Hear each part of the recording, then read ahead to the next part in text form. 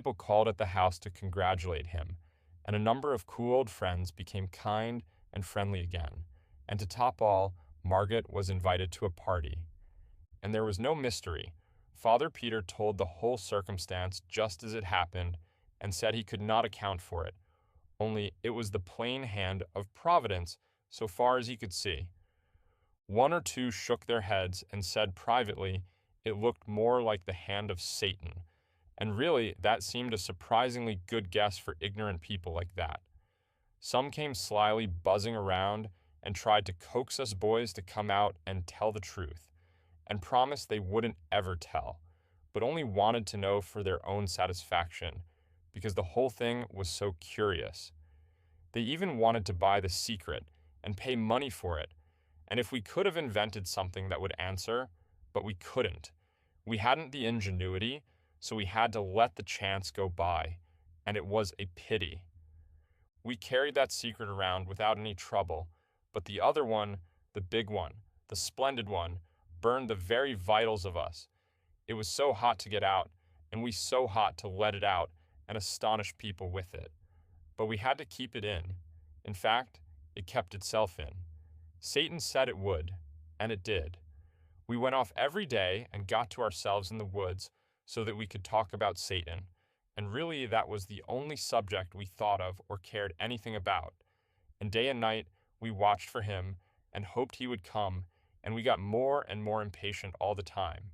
We hadn't any interest in the other boys anymore, and wouldn't take part in their games and enterprises. They seemed so tame after Satan, and their doings so trifling and commonplace after his adventures in antiquity and the constellations, and his miracles and meltings and explosions and all that.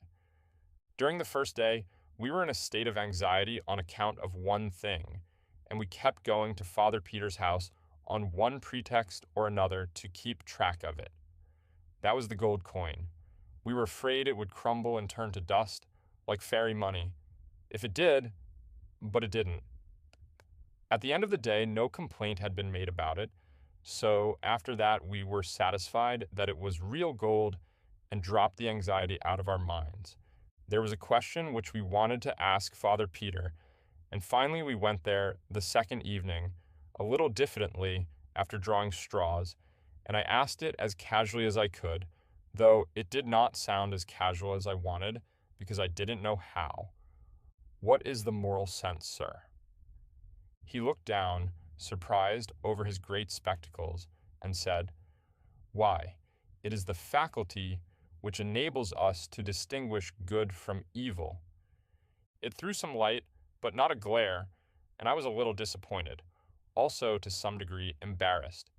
He was waiting for me to go on, so, in default of anything else to say, I asked, "Is it valuable?"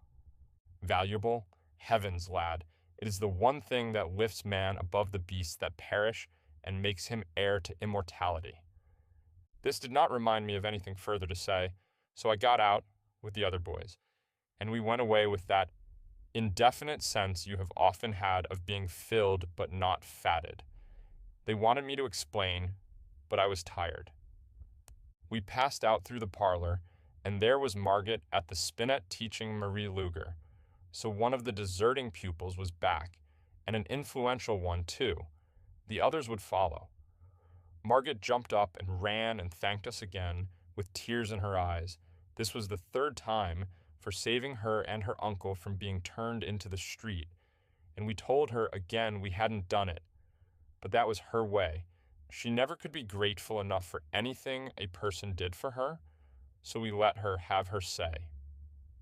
And as we passed through the garden, there was Wilhelm Meidling sitting there waiting, for it was getting toward the edge of the evening, and he would be asking Margaret to take a walk along the river with him when she was done with the lesson.